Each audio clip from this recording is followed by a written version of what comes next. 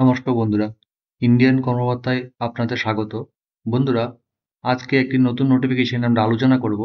সেটি রেল দপ্তর থেকে বেরিয়েছে। Gujarat metro rail corporation limited GMRC. এটি একটি সংস্থা যেটি গভর্নমেন্ট অফ ইন্ডিয়া এবং গভর্নমেন্ট অফ গুজরাট 50-50 পার্টনারশিপে তৈরি করেছে। বন্ধুরা, আজকে যেই টপিকটা নিয়ে আমরা আলোচনা করব, যে অ্যাডভার্টাইজমেন্টটা আমরা আলোচনা করব, সেটি নোটিফিকেশন নাম্বারটি হচ্ছে GMRCL/HR/OBLIC and Safety AUG -25/07 6th August 2025।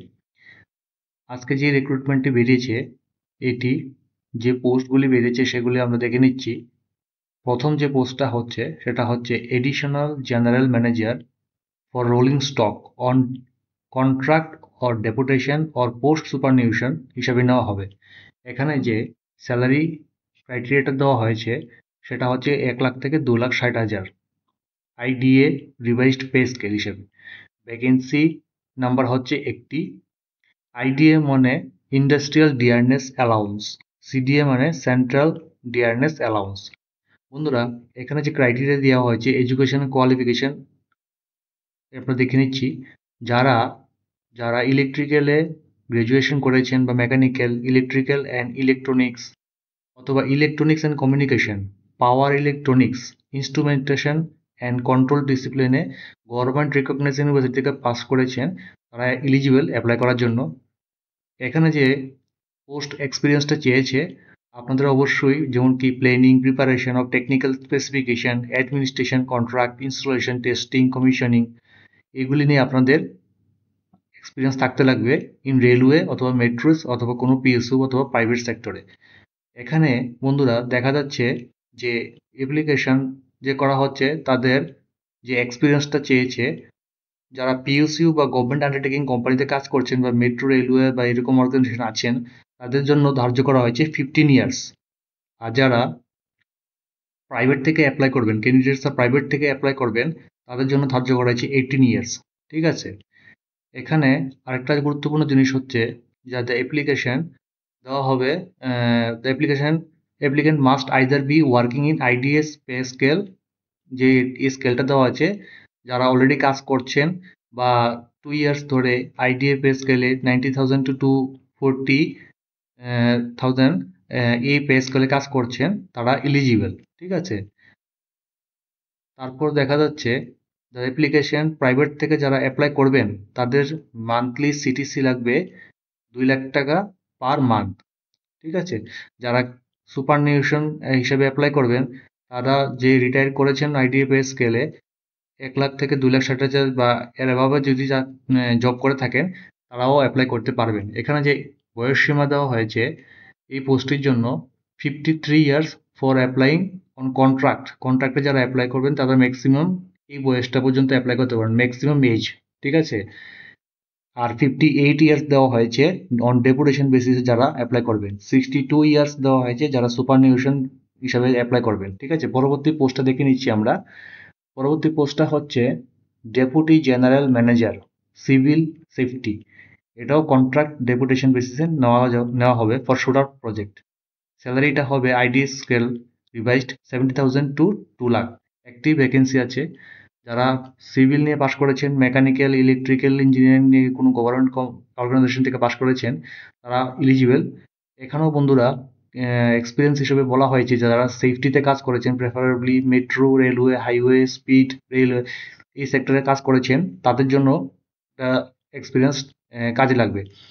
এখানে বন্ধুরা আরেকটা জিনিস হচ্ছে, যারা পিএসইউ থেকে কাজ করছেন তারা যে এক্সপিরিয়েন্সটা এখানে শো করবেন, তাদের জন্য ন্যূনতম লাগবে 6 বছর। Candidate should have minimum 8 years লাগবে। আর যারা যারা নাকি প্রাইভেট থেকে অ্যাপ্লাই করছেন তাদের জন্য লাগবে 10 ইয়ার্স। এখানে বন্ধুরা যারা already in presently working in IDs scale 70 to 2 lakh, তারা ডেপুটেশন বেসিসে অ্যাপ্লাই করতে পারবেন। ঠিক আছে। তারপরে দেখে নিচ্ছি যারা যারা already IDA pay scale 60,000 to 1,80,000 আছেন, হায়ার পে স্কেলে সিডিএতে কাজ করেছেন তারাও এলিজিবল অ্যাপ্লাই করার জন্য। পরবর্তী যে ক্রাইটেরিয়াটা দিয়েছে সিটিসি, যারা প্রাইভেট সেক্টর থেকে অ্যাপ্লাই করবেন তাদের সিটিসি, মান্থলি সিটিসি 1 লাখ টাকা পার মান্থ হতে লাগবে এটা অ্যাপ্লাই করার জন্য এলিজিবল। এখানে যে বয়স সীমা দেওয়া হয়েছে 45 ইয়ার্স ফর কন্ট্রাক্ট বেসিস আর 58 ইয়ার্স ফর ডেপুটেশন বেসিস। পরবর্তী পোস্টটা হচ্ছে deputy general manager safety operation and maintenance. এখানেও কন্ট্রাক্ট এবং ডেপুটেশন বেসিসে নেওয়া হবে। Salary 70,000 to 2 lakh. একটি ভ্যাকেন্সি আছে। বন্ধুরা এখানেও যে ক্রাইটেরিয়া কোয়ালিফিকেশন চেয়েছে BTech civil mechanical electrical engineering নিয়ে যারা গভর্নমেন্ট রেকগনাইজড ইউনিভার্সিটি থেকে বা ইনস্টিটিউট থেকে পাস করেছেন তারা এলিজিবল। ঠিক আছে, এক্সপিরিয়েন্স লাগবে সেফটি ম্যানেজমেন্ট অথবা সিমিলার মেটেরিয়ালের যারা কাজ করেছেন। Candidate should have minimum 8 years post qualification experience. ঠিক আছে, candidate should have total 10 years post qualification experience in executive cadre. যারা 10 বছর কাজ করছেন, 10 বছর ধরে এক্সপিরিয়েন্স আছে পিএসইউর, তারা সেটার জন্য এলিজিবল। ঠিক আছে, পরবর্তী যে ইয়েটা আছে যে যারা সুপারনিউশনে অ্যাপ্লাই করবেন তারা ওই 2 বছর আইডিএ পে স্কেলে কাজ করেছেন এরকম যদি থাকে 60,000 থেকে 1,80,000 টাকা, তারা এলিজিবল। এখানে যারা প্রাইভেট সেক্টর থেকে অ্যাপ্লাই করবেন তারা যে ক্রাইটেরিয়াটা দেওয়া হয়েছে সিটিসি মিনিমাম 1 লাখ টাকা পার মান্থ হতে লাগবে অ্যাপ্রক্সিমেটলি। এখানে যে বয়স সীমা দেওয়া হয়েছে 45 years for contract basis, 58 years for deputation basis. Max age এর থেকে কম যারা আছে তারা অ্যাপ্লাই করতে পারবেন। পরবর্তী যে পোস্টটা হচ্ছে সেটা হচ্ছে section engineer civil safety on contract অথবা deputation basis for Surat project. এখানে যে স্যালারিটা দেওয়া হবে 40 থেকে 1,40,000 টাকা। এর জন্য 3টা পোস্ট ধার্য করা হয়েছে। এখানেও যে ক্রাইটেরিয়া দিয়েছে কোয়ালিফিকেশনে BTech civil mechanical electrical engineering কোনো গভর্নমেন্ট রিকগনাইজড ইউনিভার্সিটি বা ইনস্টিটিউট থেকে পাস আউট থাকতে লাগবে। ঠিক আছে, যারা ডিপ্লোমা করেছেন ডিউরেশন 1 ইয়ার তারাও এলিজিবল, কিন্তু ইন্ডাস্ট্রিয়াল সেফটি নর্মসে থাকতে লাগবে। Candidate should have post qualification experience হিসাবে থাকতে লাগবে মেট্রো রেলওয়ে অথবা হাই স্পিড রেলওয়ে অথবা আরআরটিএস সেক্টর।